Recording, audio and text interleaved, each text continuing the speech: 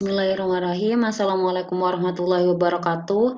Kami dari kelompok 3 yang beranggotakan Andi Agusti Ahmad, Arwadi Lubis, dan saya Lailatul Nur Afifah akan memaparkan tentang metode pengumpulan data, wawancara, dan observasi.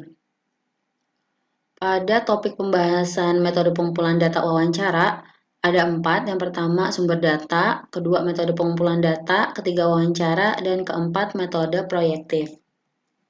Yang pertama ada sumber data. Sumber data dibagi menjadi 2, ada data primer dan data sekunder. Data primer mengacu pada informasi yang diperoleh langsung oleh peneliti terkait dengan variabel ketertarikan untuk tujuan tertentu dari studi. Contoh dari sumber data primer adalah responden individu, kelompok fokus, dan panel yang secara khusus ditentukan oleh peneliti dan di mana pendapat mereka mengenai persoalan tertentu dapat dicari dari waktu ke waktu. Sedangkan dari data sekunder mengacu pada informasi yang dikumpulkan dari sumber-sumber yang sudah ada, misalnya di web, di internet, atau dokumentasi perusahaan, publikasi pemerintah, dan lain sebagainya. Selanjutnya ada wawancara. Metode pengumpulan data yang banyak digunakan dalam penelitian bisnis adalah dengan mewawancarai responden untuk mendapatkan informasi tentang suatu masalah yang diminati. Konsep dari sebuah wawancara adalah percakapan terarah antara dua orang atau lebih. Selanjutnya ada wawancara tidak terstruktur dan terstruktur. Yang pertama, wawancara tidak terstruktur dikarenakan pewawancara tidak memasuki situasi wawancara dengan urutan pertanyaan yang direncanakan untuk ditanyakan kepada responden. Tujuan yang mungkin dari wawancara tidak terstruktur ini adalah untuk membawa beberapa masalah awal ke permukaan sehingga peneliti dapat menentukan faktor-faktor apa saja yang diperlukan untuk diselidiki lebih lanjut. Selanjutnya ada wawancara terstruktur. Ini merupakan hal-hal yang dilakukan ketika sudah diketahui sejak awal pertanyaan apa saja yang dibutuhkan untuk ditanyakan kepada responden. Biasanya isi dari wawancara terstruktur ini terdiri dari pengantar, serangkaian topik atau biasanya pertanyaan dalam urutan logis, dan saran untuk pertanyaan penyelidik. Selanjutnya melatih pewawancara. Pewawancara harus diberikan pengarahan secara menyeluruh tentang penelitian dan dilatih tentang bagaimana memulai wawancara, bagaimana melanjutkan dengan pertanyaan, bagaimana memotivasi responden untuk menjawab, apa yang dicari dari jawaban itu, dan bagaimana menutup wawancara. Selanjutnya ada kiat-kiat untuk melakukan wawancara. Informasi yang diperoleh selama wawancara harus bebas dari bias. Di sini bias mengacu pada kesalahan atau ketidakakuratan dalam data yang dikumpulkan. Pewawancara bisa membiaskan data jika kepercayaan dan hubungan yang tepat tidak dibuat dengan orang yang diwawancarai. Dan atau ketika tanggapan itu disalahartikan atau diputarbalikkan. Bisa saja juga ketika pewawancara secara tidak sengaja mendorong atau mengecilkan jenis tanggapan tertentu melalui gerak tubuh atau ekspresi wajah. Selanjutnya ada membangun kredibilitas, hubungan, dan motivasi individu untuk merespon. Pengetahuan, keterampilan, kemampuan, kepercayaan diri, dan antusiasme adalah kualitas yang harus ditunjukkan oleh seorang peneliti untuk membangun kredibilitas dengan organisasi perekrutan dan anggotanya. Peneliti harus mampu membuat responden cukup nyaman untuk memberikan jawaban yang informatif dan jujur tanpa takut akan konsekuensi yang merugikan. Untuk tujuan ini, peneliti harus menyatakan tujuan wawancara dan memastikan kerahasiaan lengkap tentang sumber dari tanggapan atau sumber responden itu sendiri. Dengan demikian, penting untuk memastikan bahwa setiap orang yang berkepentingan menyadari tujuan penelitian sebagai salah satu dari sekedar memahami keadaan sebenarnya dalam organisasi itu seperti apa. Selanjutnya ada teknik bertanya. Yang pertama ada teknik corong atau penyalur. Pada awal wawancara tidak terstruktur, disarankan untuk mengajukan pertanyaan terbuka untuk mendapatkan gambaran yang luas dan membentuk kesan tentang situasi tersebut. Contoh, bagaimana perasaan Anda dengan bekerja untuk organisasi ini? Dari pertanyaan tadi, pertanyaan lebih lanjut yang semakin terfokus dapat ditanyakan saat peneliti memproses tanggapan orang yang diwawancarai dan mencatat beberapa kemungkinan masalah utama yang relevan dengan situasi tersebut. Teknik corong atau penyalur ini merupakan transisi dari tema luas ke tema yang lebih sempit. Selanjutnya ada pertanyaan tidak bias. Penting ya untuk ditanyakan pertanyaan yang tidak bias untuk memastikan bahwa peneliti dapat meminimalkan bias dalam tanggapan yang diberikan oleh responden. Selanjutnya ada mengklarifikasi persoalan. Untuk memastikan bahwa peneliti memahami suatu permasalahan sebagaimana yang ingin direpresentasikan oleh responden, maka disarankan untuk menyatakan kembali atau menyusun kembali informasi penting yang diberikan oleh responden. Selanjutnya ada membantu responden untuk mempertimbangkan persoalan. Jika responden tidak dapat mengungkapkan jawabannya secara verbal, maka peneliti atau pewawancara harus mengajukan perspektif atau balasan. Selanjutnya ada membuat catatan. Saat melakukan wawancara, penting bagi peneliti untuk membuat catatan tertulis saat wawancara berlangsung atau setelah wawancara itu diakhiri. Pewawancara tidak boleh mengandalkan ingatan karena informasi yang ditarik dari ingatan seringkali itu tidak teliti dan tidak tepat kan. Lalu wawancara dapat direkam jika sudah mendapatkan izin dari responden. Selanjutnya ada wawancara tatap muka dan wawancara telepon.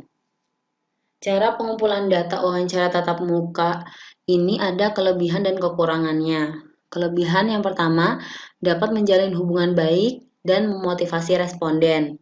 Lalu dapat memperjelas pertanyaan, menghilangkan keraguan, dan menambahkan pertanyaan baru. Lalu dapat membaca isyarat nonverbal, dapat menggunakan alat bantu visual untuk memperjelas poin. Data yang kaya dapat diperoleh dengan wawancara tatap muka, serta CAPI dapat digunakan dan tanggapan dimasukkan di komputer portable. Sedangkan kekurangannya dari wawancara tatap muka ini butuh waktu pribadi, lalu biaya lebih banyak bila wilayah geografis yang luas atau jauh ya dari pewawancara dan calon respondennya itu. Selanjutnya, responden mungkin mengkhawatirkan kerahasiaan informasi yang diberikan. Pewawancara perlu dilatih terlebih dahulu, serta dapat menimbulkan bias pewawancara. Selanjutnya, ada cara pengumpulan data melalui wawancara telepon. Kelebihan dan kekurangannya sebagai berikut. Kelebihannya yang pertama ada lebih murah dan lebih cepat daripada wawancara tatap muka. Lalu dapat menjangkau wilayah geografis yang luas. Selanjutnya anonimitas lebih besar daripada wawancara tatap muka, serta bisa dilakukan dengan menggunakan chatting atau wawancara telepon dengan bantuan komputer. Sedangkan kekurangannya, yang pertama ada isyarat nonverbal tidak dapat dibaca. Kedua, wawancara harus dibuat dengan singkat ya. Yang ketiga, bisa jadi nomor telepon ini sudah usang, sulit dihubungi, dan sudah tidak terdaftar lagi. Yang keempat, responden dapat mengakhiri wawancara kapan saja. Jadi, tiba-tiba bisa saja responden ini mengakhiri wawancara dengan satu pihak, begitu. Mungkin cukup dari saya.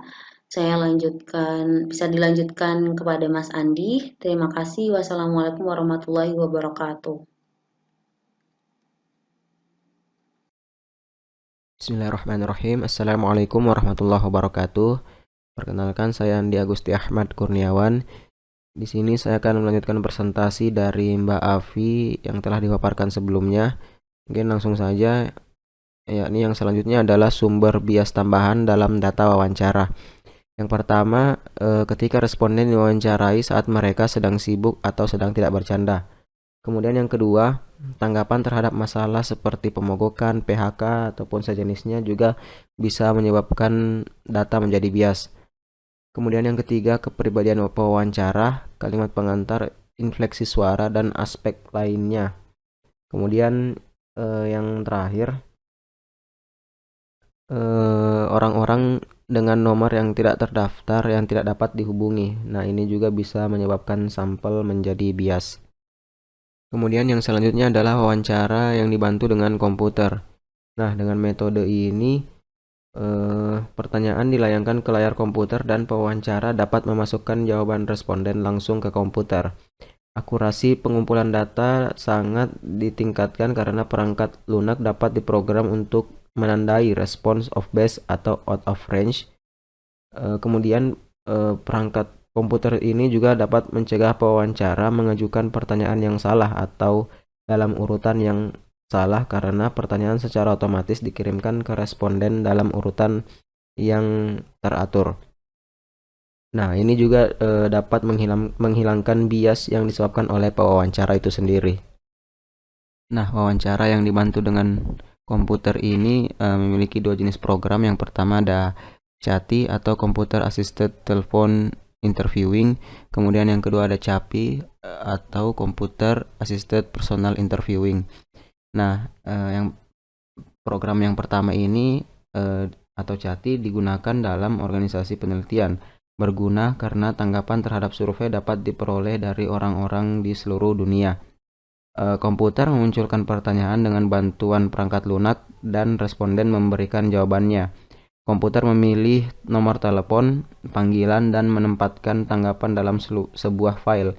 Nah, data tersebut kemudian dianalisis, kemudian wawancara telepon terkomputerisasi dengan suara diaktifkan dan mungkin untuk survei yang singkat juga. Nah, data juga dapat dikumpulkan selama survei lapangan melalui komputer yang merekam dan menganalisis tanggapan. Kemudian yang kedua ada CAPI. Nah, di sini melibatkan investasi yang cukup besar dalam perangkat keras dan perangkat lunak. CAPI ini memiliki keunggulan tersendiri karena dapat diatur sendiri. Artinya responden dapat menggunakan komputer mereka sendiri untuk menjalankan program sendiri setelah mereka menerima perangkat lunak dan memasukkan tanggapan mereka, sehingga mengurangi kesalahan dalam pencatatan. Nah, namun tidak semua orang nyaman menggunakan komputer pribadi ini dan beberapa mungkin tidak memiliki akses ke komputer tersebut. Nah, singkatnya di sini keuntungan dari wawancara yang dibantu dengan komputer ini dapat dinyatakan sebagai pengumpulan informasi yang lebih cepat dan akurat, ditambah dengan analisis data yang lebih cepat dan lebih mudah. Biaya di lapangan pun rendah dan tabulasi hasilnya secara otomatis. Kemudian yang selanjutnya ada wawancara kelompok. Nah, wawancara ini mengajukan pertanyaan terbuka kepada sekelompok peserta.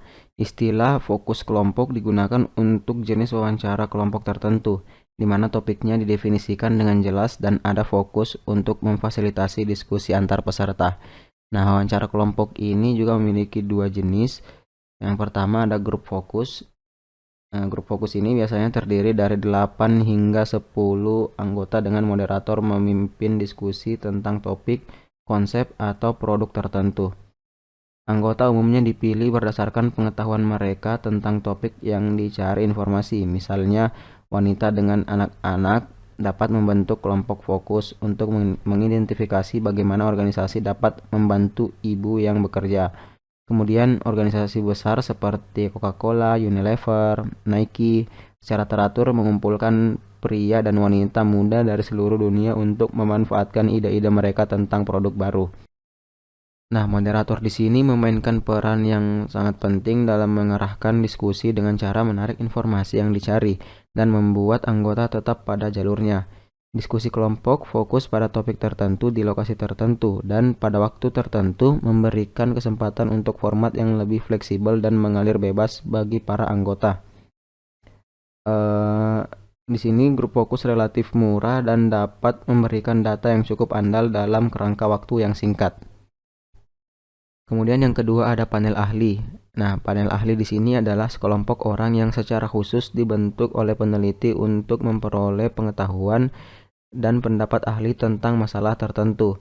Kriteria untuk kualifikasi sebagai seorang ahli sangat banyak dan beragam, tetapi panel ahli biasanya terdiri dari spesialis independen yang diakui setidaknya dalam satu bidang yang dibahas selama sesi panel. Panel pakar dapat mempertemukan berbagai pakar, termasuk ilmuwan, pembuat kebijakan, dan pemangku kepentingan masyarakat. Nah, kemudian masuk kepada pembahasan bab selanjutnya, yakni metode pengumpulan data dengan observasi. Definisi dan tujuan observasi. Nah, observasi di sini menyangkut pengamatan yang direncanakan, pencatatan, analisis, dan interpretasi dari perilaku, tindakan, atau peristiwa. Berbagai pendekatan observasi telah dilakukan dalam penelitian bisnis. Nah, ini dapat dibedakan dengan 4 dimensi utama yang menjadi ciri dari observasi tersebut. Yang pertama itu ada kontrol. Apakah observasi ini dilakukan secara artifisial atau alami? Kemudian yang kedua, ada partisipan dan non-partisipan. Nah, di sini apakah pengamat adalah anggota kelompok yang diamati atau tidak? Kemudian yang ketiga ada struktur, sejauh mana observasi difokuskan, ditentukan sebelumnya, sistematis, dan bersifat kuantitatif. Kemudian yang terakhir ada observasi tertutup, adalah anggota kelompok sosial yang sedang dipelajari diberitahu bahwa mereka sedang dipelajari atau tidak. Nah, keempat dimensi inilah yang akan dibahas pada slide-slide selanjutnya. Yang pertama ada studi observasi terkontrol dan tidak terkontrol. Pengamatan terkontrol terjadi ketika penelitian observasi dilakukan di bawah kondisi yang diatur dengan hati-hati. Sebuah studi observasional dikatakan memiliki kendali yang tinggi ketika situasi atau pengaturan dimanipulasi atau dibuat oleh peneliti, misalnya konsumen, karyawan, atau investor ke situasi atau kondisi tertentu, misalnya tata letak toko tertentu, kondisi tenaga kerja tertentu, atau jumlah tekanan waktu tertentu, memungkinkan peneliti untuk mengamati perbedaan antara perilaku individu reaksi terhadap situasi tersebut. Kemudian yang selanjutnya pengamatan yang tidak terkontrol. Nah, pengamatan yang tidak terkontrol ini adalah teknik observasi yang tidak berusaha untuk mengontrol, memanipulasi, atau mempengaruhi situasi. Peristiwa berjalan dengan sendirinya dan peneliti mengamati peristiwa ini tanpa mengganggu pengaturan kehidupan nyata. Keuntungan dari pengamatan yang tidak terkontrol ini adalah bahwa orang-orang dapat diamati dalam lingkungan belanja atau kerja mereka secara alami. Kemudian kelemahan utama dari pengamatan yang tidak terkontrol adalah bagaimanapun biasanya sulit untuk menguraikan situasi yang sering kompleks karena tidak mengontrol faktor apapun dalam situasi tersebut. Oleh karena itu sangat sulit untuk membedakan penyebab, peristiwa, tindakan, dan perilaku. Kemudian yang selanjutnya observasi partisipan dan non-partisipan. Nah, dalam kasus observasi non-partisipan, peneliti tidak pernah terlibat langsung dalam tindakan aktor, tetapi mengamatinya dari luar visual, misalnya melalui cermin satu arah atau kamera. Kemudian pengamatan partisipan adalah pendekatan yang sering digunakan dalam studi kasus, studi etnografi, dan studi teori dasar. Dalam observasi partisipan, peneliti mengumpulkan data dengan berpartisipasi dalam kehidupan sehari-hari kelompok atau organisasi yang diteliti. Misalnya, jika seseorang peneliti ingin mempelajari dinamika kelompok dalam organisasi kerja, maka ia dapat bergabung dengan organisasi sebagai karyawan dan mengamati dinamika tersebut dalam kelompok selama menjadi bagian dari organisasi kerja dan kelompok kerja. Nah, seperti ini observasi partisipan bertujuan untuk menghasilkan pemahaman tentang kelompok sosial dari sudut pandang orang dalam. Kemudian yang selanjutnya adalah observasi terstruktur dan tidak struktur. Nah, seperti yang telah dilihat sebelumnya bahwa observasional dapat berupa non-partisipan atau partisipan. dan keduanya sekali lagi dapat dikategorikan sebagai terstruktur dan tidak struktur. Nah, jika pengamat memiliki seperangkat kategori aktivitas atau fenomena yang telah ditentukan sebelumnya, yang direncanakan untuk dipelajari itu adalah studi observasi terstruktur. Format pencatatan observasi dapat dirancang dan disesuaikan secara khusus untuk setiap studi agar sesuai dengan tujuan penelitian. Nah, pengamatan terstruktur ini umumnya bersifat kuantitatif. Kemudian mungkin juga pengamat tidak memiliki gagasan pasti tentang aspek-aspek tertentu yang perlu difokuskan. Mengamati peristiwa saat terjadi juga dapat menjadi bagian dari rencana seperti dalam banyak bentuk penelitian eksplorasi dan kualitatif lainnya. Dalam kasus seperti itu, pengamat akan mencatat secara praktis segala sesuatu yang diamati. Nah, studi semacam ini termasuk kategori studi observasi yang tidak terstruktur. Studi observasi tak terstruktur ini diklaim sebagai ciri khas penelitian kualitatif. Ya, kemudian yang terakhir ada pengamatan tertutup dan tidak tertutup. Nah, observasi tertutup berkaitan dengan apakah anggota kelompok sosial yang diteliti diberitahu bahwa mereka sedang diamati. Keuntungan utama dari observasi tertutup adalah subjek penelitian tidak dipengaruhi oleh kesadaran bahwa mereka sedang diobservasi. Memang, reaktivitas atau sejauh mana pengamat mempengaruhi situasi yang diamati bisa menjadi ancaman utama bagi validitas hasil studi observasional. Sedangkan pengamatan tidak tertutup ini lebih menonjol, mungkin akan mengganggu keaslian perilaku yang sedang diteliti. Pengamatan tersembunyi ini atau tertutup ini memiliki beberapa kelemahan etika yang serius. Meskipun kurang reaktif, observasi tertutup menimbulkan kekhawatiran etis karena dapat melanggar prinsip persetujuan, privasi, dan kerahasiaan.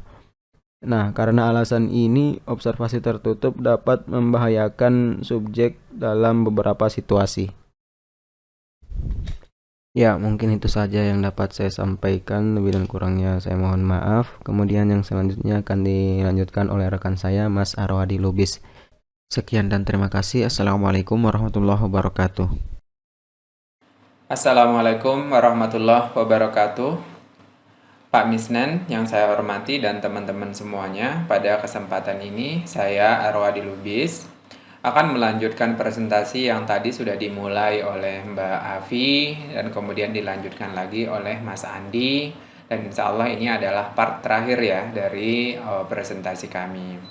Saya melanjutkan tema yang sudah dimulai oleh Mas Andi, yaitu terkait dengan observasi, di mana observasi itu merupakan salah satu dari metode pengumpulan data primer.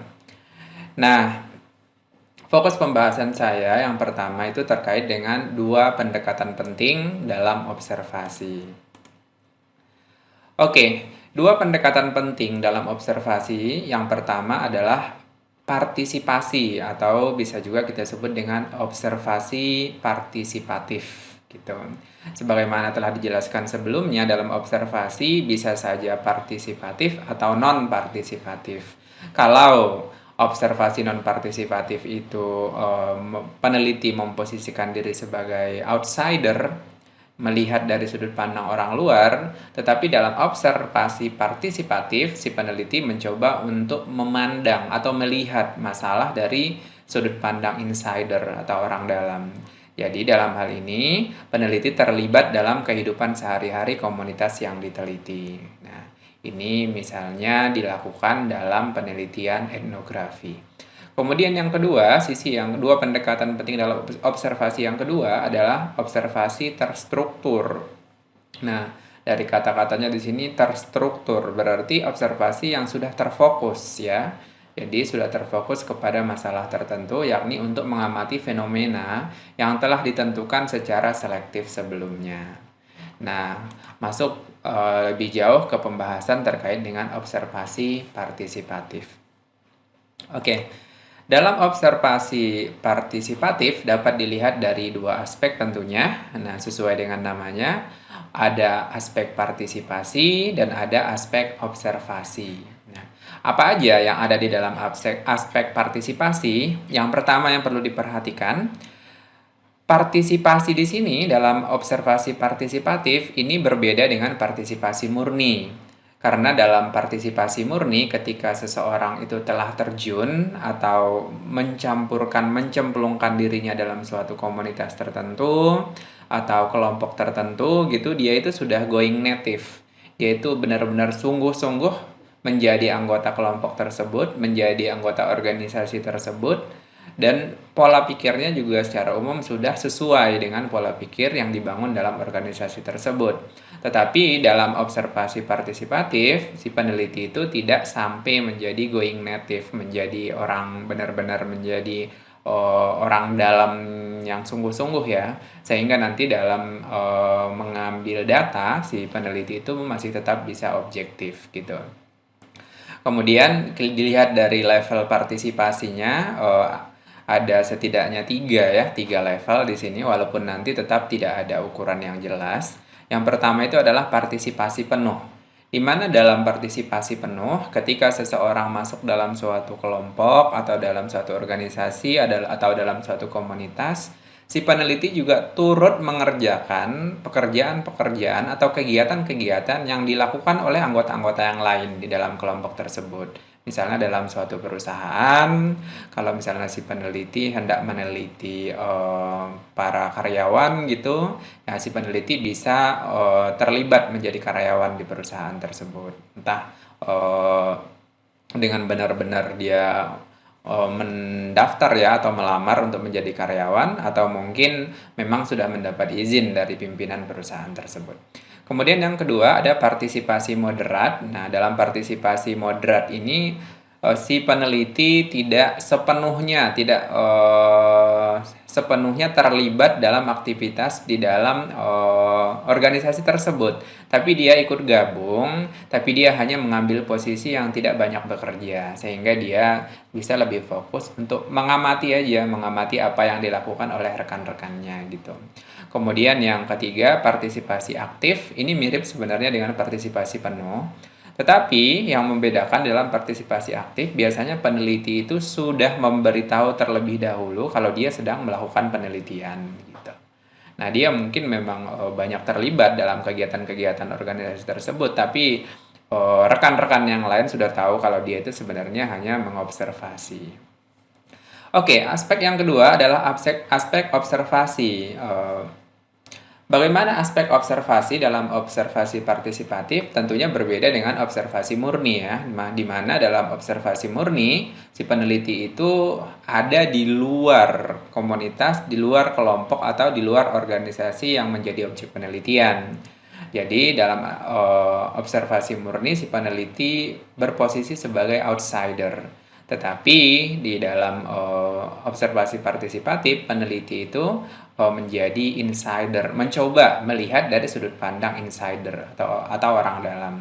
Kemudian yang perlu diperhatikan lagi atau yang menjadi ciri aspek observasi dari observasi partisipatif yang kedua adalah memilih lokasi observasi, kemudian mencatat atau merekam gitu yang tetap harus dilakukan, kemudian memilih informan kunci, kemudian membiasakan diri dengan lingkungan observasi.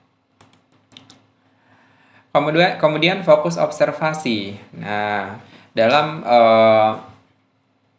observasi partisipatif ya, si peneliti mungkin awalnya ini ada tiga urutan untuk menemukan fokus observasi. Yang pertama, untuk awalnya observasinya masih berupa observasi deskriptif, di mana si peneliti masih terbuka dengan semua informasi yang tersedia di lapangan. Jadi peneliti itu secara umum masih mencatat semua hal yang dia temukan gitu. Baru kemudian mengurainya dan mencari tahu mana hal-hal yang memang penting untuk diteliti gitu. Nah, ketika udah diurai maka ditemukanlah fokus yang akan diteliti sehingga masuk ke level yang kedua yaitu observasi sudah terfokus, peneliti sudah konsentrasi pada suatu topik tertentu yang relatif spesifik. Kemudian yang ketiga, Kalau cuman fokus pada satu topik tertentu aja, nanti si peneliti tuh belum bisa melihat hubungan antara satu variabel dengan variabel lain, satu tindakan dengan tindakan lain, satu peristiwa dengan peristiwa lainnya. Maka perlu bagian yang ketiga itu observasi selektif di sini, di mana peneliti memilih beberapa objek dan mencari keteraturan atau mencari pola dan korelasi antara objek, ya. Nah, sehingga nanti si peneliti bisa menarik beberapa kesimpulan. Oke, ketika melakukan observasi, satu hal yang penting di mana si peneliti itu harus mempunyai catatan lapangan. Si peneliti atau observer tidak boleh hanya mengandalkan ingatannya semata gitu. Karena nanti sangat-sangat berpotensi akan banyak yang lupa atau mungkin akan banyak yang salah ingat. Jadi, si peneliti itu harus punya keterampilan untuk mencatat di lapangan, di mana catatan itu harus pertama akurat, yang kedua lengkap, ketiga itu rinci, dan yang keempat berusaha seobjektif mungkin. Kemudian bagian yang kedua ya, observasi terstruktur. Nah, dalam observasi terstruktur tadi, sebagaimana disebutkan sebelumnya, observasi ini sudah terfokus ke dalam satu target observasi tertentu, di mana ketika melakukan observasi, ternyata si peneliti itu masih harus memecah menjadi beberapa bagian dan kemudian nantinya dikombinasikan. Nah, misalnya si peneliti dalam waktu tertentu fokus untuk mengobservasi perilaku dari pihak-pihak yang terlibat dalam komunitas tertentu yang sedang diteliti. Kemudian mengobservasi tindakan-tindakan mereka, apa aja sih yang mereka lakukan. Kemudian mengobservasi bagaimana interaksi antara satu dengan yang lain. Nah, baru kemudian melihat peristiwa itu sebagai suatu peristiwa yang utuh ya, yang mengkombinasikan semuanya tadi. Kemudian untuk memudahkan, ada beberapa teknik juga untuk memudahkan si peneliti untuk mencatat gitu hal-hal yang dia temukan di lapangan gitu. Nah, daripada mencatat dalam bentuk deskriptif kadang-kadang, maka skema kode. Nah, ini ada penggunaan skema kode dalam observasi terstruktur. Jadi skema kode ini sangat membantu nanti dalam melakukan pencatatan, di mana skema kode berisi kategori yang telah ditentukan sebelumnya untuk merekam apa yang sedang diobservasi. Nah, ini udah benar-benar terstruktur banget ya. Jadi di dalam skema kode itu misalnya si peneliti sudah memahami, dia menulis apakah misalnya ada interaksi yang bagus gitu, ditulis di dalam skema, di dalam ininya tuh, di dalam kertasnya dia interaksi bagus. Nah, ketika dia menemukan interaksi yang bagus, mana tinggal dicentang. Kalau ternyata interaksinya nggak bagus, tinggal disilang gitu. Nah, hal-hal yang perlu diperhatikan dalam penggunaan skema kode yang pertama adalah fokus. Jadi fokus observasi harus jelas. Kemudian yang kedua, peneliti harus dapat memberikan kode yang objektif pada peristiwa, tindakan, dan tingkah laku. Kemudian mudah digunakan. Selanjutnya adalah mutually exclusive. Mutually exclusive ini bahasa mudahnya tidak tumpang tindih. Kemudian collective exhaustive. Collective exhaustive berarti menyeluruh ya. Jadi menjangkau semua unsur yang ada di dalam pengamatan. Nah, masuk ke bagian akhir ya dari pembahasan ini, yaitu terkait dengan keuntungan dan kerugian dari observasi, atau bahasa lainnya kelebihan dan kekurangan dari observasi. Kita mulai dari kelebihan. Kelebihannya adalah peneliti dapat mengumpulkan data tanpa bertanya kepada responden. Tentunya ini sangat menguntungkan ya, daripada harus bertanya, kadang-kadang tidak dapat izin untuk bertanya. Kemudian yang kedua, peneliti dapat mencatat kondisi lingkungan responden sehingga pemahaman terhadap fenomena lebih menyeluruh. Yang ketiga, kelemahannya sekarang. Kelemahannya sulit menemukan korelasi antara hubungan sebab akibat antara berbagai macam variabel yang sedang diamati. Nah, ini seperti yang dibahas sebelumnya di bagian fokus observasi. Nah, pada tahap pertama fokus observasi itu kan masih observasi yang deskriptif. Semua yang ditemukan tuh masih dicatat oleh observer gitu. Nah, ini si bagian tersulitnya di sini, di mana si observer itu harus mampu menemukan korelasi atau hubungan sebab akibat antara semua variabel atau semua hal yang dicatat tadi gitu. Nah, kelemahan yang selanjutnya adalah reactivity, dapat menjadi kelemahan lain dari observasi, di mana reactivity ini sendiri adalah potensi error atau potensi bias yang disebabkan oleh sikap atau peneliti itu sendiri, pribadi peneliti sendiri. Yang terakhir, menyita waktu tentunya yang banyak dan membosankan. Terkadang orang dalam penelitian etnografi itu bisa berbulan-bulan bercampur dengan kehidupan-kehidupan masyarakat yang sedang diteliti gitu. Oke, demikian pembahasan dari kami. Terima kasih atas perhatian dari semuanya. Assalamualaikum warahmatullahi wabarakatuh.